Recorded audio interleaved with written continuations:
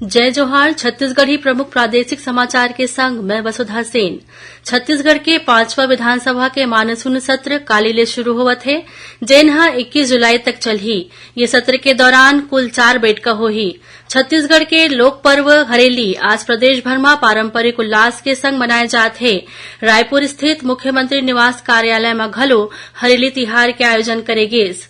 प्रदेश में आज ले छत्तीसगढ़िया ओलंपिक शुरू हो गए है।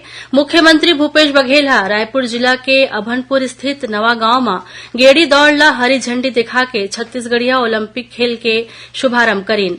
बिलासपुर के अरपा नदी में नहाए बर गे 3 झन नोनी मन के बुड़ेले मौत हो गए। तउहे राजनांदगांव जिला में होए एक सड़क दुर्घटना में 4 झन युवक मन के मौत हो गए। मुख्यमंत्री भूपेश बघेल दोनों दुर्घटना में होए मौत ऊपर दुख व्यक्त करेन। ओमन जिला प्रशासन ला पीड़ित परिवार ला हर संभव सहायता करे के निर्देश देन। प्रदेश में होवैया विधानसभा चुनाव के प्रशासनिक तैयारी शुरू हो गए है। एकर तहत काली ले प्रदेश के रिटर्निंग ऑफिसर और सहायक रिटर्निंग ऑफिसर के प्रशिक्षण 21 जुलाई तक चलही।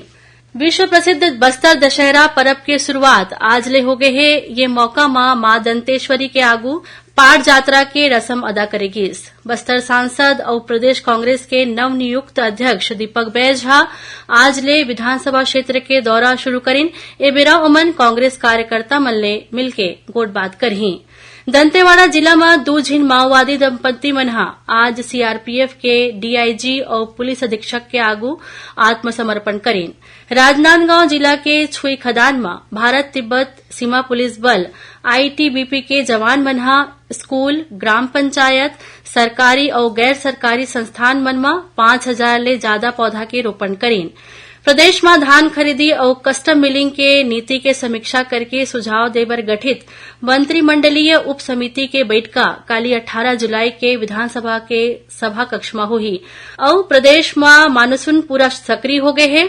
मौसम विभाग आगामी 24 घंटा के दौरान 1-2 जगह में भारी वर्षा होए के चेतावनी दे है।